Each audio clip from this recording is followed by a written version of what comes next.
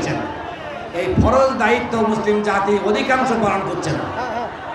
আল্লাহ কোরআনের মধ্যে বলছেন, ইয়া আইয়ুহাল্লাযীনা আমানু হাল আদুল্লুকুম আলা তিজারাতিন তুনজিকুম মিন আযাবিন আলীম।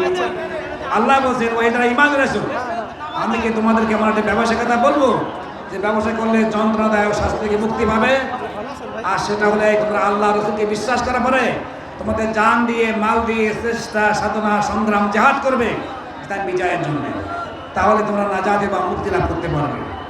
হাদিসের মধ্যে উল্লেখ করছেন, আবু দাউদের মধ্যে সহিহ হাদিস, আল্লাহ রাসূল সাল্লাল্লাহু আলাইহি ওয়াসাল্লাম বলেছেন, ইযা তাবায়াতুম বিল আইনা ওয়া হানিতুম বিজ জার'i ওয়া আখাযতুম আযদাবাল বাকার ওয়া তারাকতুমুল জিহাদ সাল্লাল্লাহু আলাইকুম যুল্লান লা ইয়ানজি'ু আনকুম লা ইয়ারজু ইল্লা আন তারজু ইলা দীনিকুম। রাওয়াহু আবু দাউদ কামা ক্বালা আলাইহিস সালাতু ওয়াস সালাম। আল্লাহ রাসূল বলেন, হে মুসলিম জাতি, তোমরা যখন অবৈধভাবে লেনদেন করবে, ব্যবসা বাণিজ্য করবে, তোমরা চাষাবাদ নিয়ে সন্তুষ্ট থাকবে, চাকরি বাকরি করবে, গরুর লেজ ধরে থাকবে, দুনিয়ার উন্নয়নের জন্য অনেক চেষ্টা সাধনা করবে, যে তোমাদেরকে যে জন্য সৃষ্টি করা হয়েছে, প্রধান যে দায়িত্ব কর্তব্য তোমাদের ছিল, সে দায়িত্ব ছিল আল্লাহ কোরআনের মধ্যে উল্লেখ করছে, সেটা হলো এই ওয়াজাহিদু ফিল্লাহি হাক্কা জিহাদি। তোমরা জিহাদের হক আদায় করে জিহাদ সংগ্রাম করো আল্লাহর দ্বীনকে কায়েম করার জন্য। এই জন্যই আল্লাহ তোমাদেরকে মনোনীত করেছেন। সে যে জন্য আল্লাহ মনোনীত করেছেন ইসলামের বিজয়ের চেষ্টা করার জন্য, কোনো অমুসলিম এসে ইসলাম বিজয়ের চেষ্টা করবে না। মুসলমানরা দ্বীনকে বিশ্বাস করে, তাদের দায়িত্ব হলো জান মাল দিয়ে ওই দ্বীনকে প্রচার প্রতিষ্ঠা করার চেষ্টা করা। এইটা না করলে আল্লাহ বলছেন, ওয়া তারাকতুমুল জিহাদ, তোমরা যদি জিহাদকে ত্যাগ করো সাল্লাল্লাহু আলাইহি ওয়াসাল্লাম তোমাদের উপরে লাঞ্ছনা ও মান চাপাই দেবেন, এর থেকে মুক্তি লাভ করতে পারবে না। সমাদিনী ভাইরা, আজকে আমরা মুসলমান দাবি করি, ইসলামের জন্য, ইসলামিক বিজয়ের জন্য জান মাল দিয়ে চেষ্টা সাধনা সংগ্রাম করার দায়িত্ব আমাদের, আমরা সেটা করছি না। আজকে লাঞ্ছিত হওয়ার কারণ আল্লাহ রাসূল সাল্লাল্লাহু বলেছেন, সেটা হলো এই দিনকে বিজয়ের চেষ্টা না করা। আজকে পৃথিবীতে লাঞ্ছিত আমরা এই জন্য হচ্ছি। সমাদিনী ভাইরা, ঐক্যবদ্ধ জীবনযাপনের গুরুত্ব অনেক বেশি।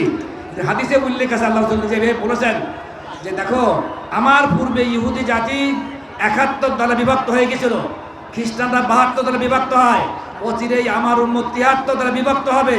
সকল দলের লোক, আল্লাহ রাসূলের কথা, কুল্লুহুম ফিন্নার, সকল দলের লোক জাহান্নামে যাবে ইল্লা ওয়াহিদা, একটি দল ছাড়া। সাহাবীরা জিজ্ঞেস করছে, আল্লাহ রাসূল, যে দলটি জাহান্নাম থেকে মুক্তি পাবে সেই দল কোনটি? রাসূলুল্লাহ বললেন, দেখো, মা আনা আলাইহি ওয়া আসহাবি, আমি যে আদর্শের উপর আছি, আমার সাহাবীগণ আদর্শ থাকবে, এই আদর্শ ভিত্তিক যারা দল করবে, সংগঠন করবে, তারাই জাহান্নাম থেকে মুক্তি পাবে। অন্য কোনো দলের লোক জাহান্নাম থেকে মুক্তি লাভ করতে পারবে না। সমাদিনী ভাইরা, এখানে আমাদের দায়িত্ব এবং কর্তব্য হলো 3টি জিনিস আমি বলেছি। আল্লাহ আমরা সম্মানিত, আল্লাহ শ্রেষ্ঠত্ব আসীন করেছেন। এই শ্রেষ্ঠত্ব টিকিয়ে রাখার জন্যে পবিত্র কোরআনের পূর্ণ বিধানকে মানার চেষ্টা করতে হবে, আংশিক মানলে হবে না।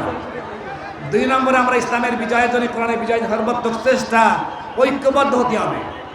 এই ঐক্যের চেষ্টা করতে হবে, ইমান ভিত্তিক, কোরআন ভিত্তিক, আল্লাহ ভিত্তিক, রাসূল ভিত্তিক ঐক্যবদ্ধ হতে হবে, অন্য মত এবং পথকে ত্যাগ করতে হবে। আর 3 নম্বর হলো, অন্য মত এবং পথকে বিজয় না করে, এর পক্ষে না থেকে মুসলমানরা যদি কোরআনের বিজয়ের জন্য, ইসলাম বিজয়ের চেষ্টা সাধনা সংগ্রাম করে, তাহলে এরা সম্মানের আসনে আসীন হতে পারবে, লাঞ্ছনা থেকে মুক্তি লাভ করতে পারবে। আজকের পৃথিবীতে মুসলমানদের অবস্থা লাঞ্ছিত, অবদ্ধ জীবনযাপন করতে প্রধান কারণ হলো এই 3টি গুণ থেকে আজকে তারা বঞ্চিত।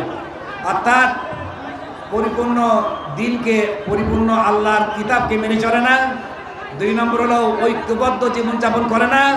আর 3 নম্বর হলো যে দিনকে বিশ্বাস করেছে সেই দিনের বিজয়ের জন্য সর্বাত্মক চেষ্টা সাধনা সংগ্রাম থেকে বিরত থাকে।